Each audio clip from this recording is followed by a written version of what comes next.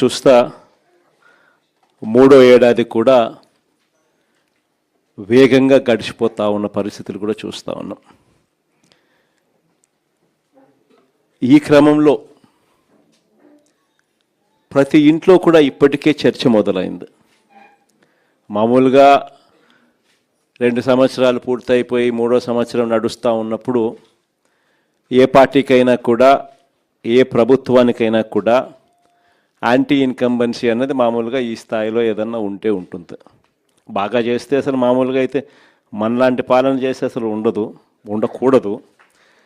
కానీ చంద్రబాబు నాయుడు గారు లాంటి పాలన చూసినప్పుడు మాత్రం మామూలుగా అయితే ఈ స్థాయిలో ఎక్కడన్నా ఉండేదాన్ని ఈ స్థాయిలో ఇప్పటికే కనిపిస్తూ ఉంది.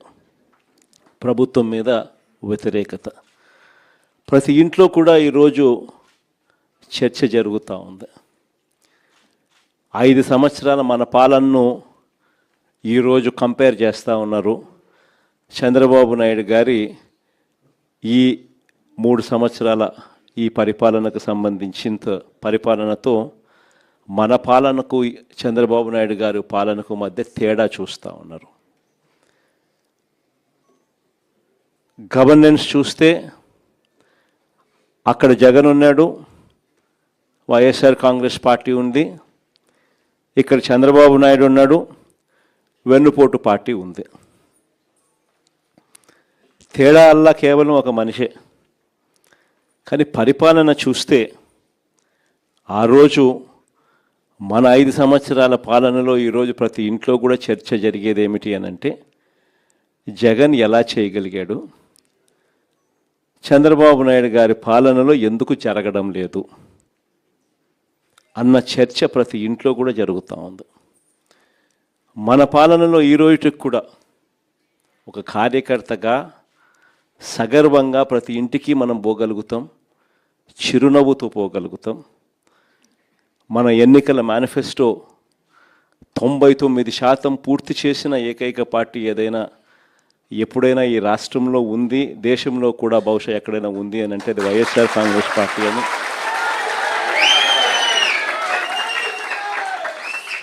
సగర్వంగా చిరునవ్వుతో ప్రతి ఇంటికి వెళ్ళి మా పాలనలో ఇలా జరిగింది అని చెప్పి కూడా గొప్పగా మనం చెప్పుకోగలుగుతాం.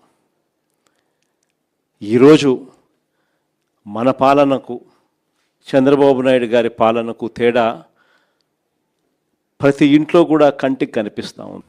ఎవరైనా చంద్రబాబు నాయుడు గారిని అడిగితే రెడ్ బుక్ రాజ్యం, ప్రశ్నించే గొంతు మీద కేసులు, అక్రమ కేసులు, మామూలు కేసులు కూడా కాదు, అక్రమ కేసులు, అరెస్టులు రొటీన్గా సాగుతూ ఉన్నాయి. ఏ లెవెల్లో రొటీన్గా సాగుతూ ఉన్నాయి అని అంటే లా అండ్ ఆర్డర్ అనేది గాడి తప్పింది. ఎందుకనంటే ఎప్పుడైతే పోలీసులను నువ్వు ఈ మాదిరిగా ఉపయోగించుకోవడం మొదలు పెడతావు అప్పుడు ఆటోమేటిక్లీ గాడ్ అనేది తప్పిపోతుంది. ఈరోజు ఏ స్థాయిలో గాడి తప్పిందో మీరంతా కూడా చూస్తూ ఉన్నారు. మీ రాజమండ్రిలోనే జరిగిన ఘటన చిన్న ఉదాహరణ చెప్తా. ప్రియాంక అని చెప్పి డాక్టర్ ప్రియాంక అని చెప్పి ఓ పోస్ట్ గ్రాడ్యుయేట్ స్టూడెంట్ కళ్ళ ముందర కనిపిస్తూ ఉంది. సోషల్ మీడియాలో వీడియోస్ చూస్తే వైరల్ అవుతూ ఉన్నాయి. వీడియోస్ చూస్తే నిజంగా బాధ అనిపిస్తుంది. తాగిన మైకంలో మత్తులో, అది మరి గాంజాయా లేకపోతే మద్యమా ఏమో కానీ ఆ మత్తులో గుద్దడం ఒకసారి కూడా కాదు, గుద్దిన తర్వాత మళ్ళీ గుద్దుకుంటూ వెళ్ళిపోవడం. అటువంటి వాళ్ళ మీద చంద్రబాబు నాయుడు గారి గవర్నమెంట్లో ఏం కేసు పెట్టినారు? సరైన సెక్షన్లలో కేసులు కూడా పెట్టే కార్యక్రమం కూడా జరగల. చివరికి ఆ పాప నాన్న బాధతో మాట్లాడితే వైఎస్ఆర్ కాంగ్రెస్ పార్టీ అన్ని రకాలుగా తోడుగా నిలబడి ఆ కుటుంబానికి అండగా నిలబడితే ప్రజలు వైఎస్ఆర్ కాంగ్రెస్ పార్టీకి సంబంధించిన కార్యకర్తలు అందరూ కూడా ఏకమై ప్రొటెస్ట్ తెలిపితే చంద్రబాబు నాయుడు గారు అయినా కూడా మనసు కరగని పరిస్థితిలో ఆ ప్రభుత్వం ఉంది. మరోవైపున చూస్తే దొంగ కేసులు ఏ స్థాయిలో ఉన్నాయి. మన అప్పలరాజు డాక్టర్ శ్రీకాకుళం ఒకసారి చూస్తే పాపం అప్పలరాజు కొడుకు బైక్ యాక్సిడెంటు, కారు కాదు, 18 ఏళ్ళ పిల్లోడు బైక్ యాక్సిడెంటు. పాపం బైక్ యాక్సిడెంట్ పొరపాటున జరిగితే వెంటనే ఆ పిల్లోడు 108కి వెంటనే ఆపిలోడే ఫోన్ చేసినాడు. ఆపి ఆ ఒక గొర్రెల కాపరిని గుద్దిన అతన్ని పాపం తానే సిపిఆర్ కూడా చేసినాడు. మళ్ళా అప్పలరాజే మళ్ళీ పోలీసులకు కూడా ఫోన్ చేసి కూడా పిలిపించినాడు. అప్పలరాజు మీద పెట్టిన కేసు ఏంది? మర్డర్ కేసు అంట. కుట్ర అంట మర్డర్. ఇక్కడేమో రాజమండ్రిలో మత్తులో గుద్దిన చోట మళ్ళా గుద్ది రెండు మూడు సార్లు గుద్ది ఆపకుండా వెళ్ళిపోతే ఏమి చిన్న చిన్న సెక్షన్లతో కేసు కళ్ళ ముందర కనిపిస్తూ ఉంది. ఇదే కార్యక్రమం ఇంకా 4 అడుగులు ముందుకేస్తే నివ్వరిపోయే, రాష్ట్రం మొత్తం నివ్వరిపోయే విషయాలు. అద్దంకిలో తాగిన మత్తులో డ్రైవర్ ఫుల్గా మత్తులో ఉన్నాడు. వెనకాల కూర్చున్న ప్యాసింజర్లు 2 ఎస్ఐలు సివిల్ డ్రెస్లో ఫుల్గా మత్తులో ఉన్నారు. వాళ్ళ కారు ఆటోను గుద్దినప్పుడు గ్రామస్తులు అందరూ చుట్టుముట్టినారు. డ్రైవరు మత్తులో ఉన్నారు, ప్యాసింజర్లు మత్తులో ఉన్నారు. డిక్కీ ఓపెన్ చేస్తే డిక్కీలో గంజాయి, డబ్బులో పోలీసు యూనిఫాము. ట్రాన్స్పోర్ట్ చేస్తున్నది ఎవరు? కారులో ఉండేది ఎవరు? 2 ఎస్ఐలు. ఫోన్ చేస్తే సిఐ వచ్చినాడు. సిఐ వచ్చి ఏం చెప్తాడు? వీడియో తీయాకంటాడు. వీడియో తీస్తే కేసులు పెడతామంట.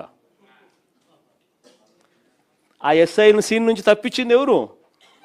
తెలుగుదేశం పార్టీకి సంబంధించిన నాయకులు, వాళ్ళ కారు.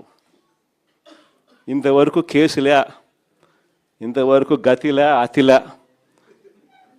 కేసే లేదు, గతి లేదు, అతి లేదు. అసలు ఇది జరిగింది అన్నది కూడా ప్రజలు మర్చిపోవాలా అని చెప్పి ఆలోచనతో దాన్ని పక్కదోవ పట్టించే కార్యక్రమాలు కళ్ళ ముందర కనిపిస్తూ ఉంది. రాష్ట్రంలో జరుగుతూ ఉన్న ఘటన. నిన్ననేమోను తాడిపత్రిలో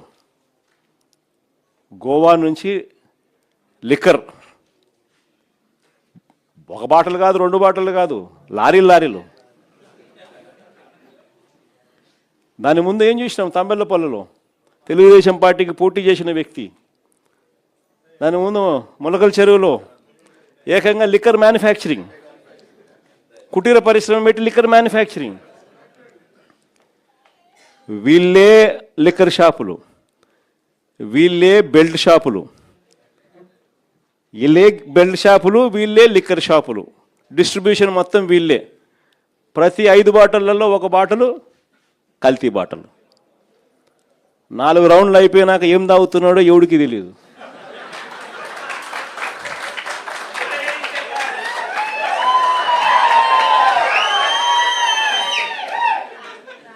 లిక్కర్ షాప్ పక్కనే పర్మిట్ రూము.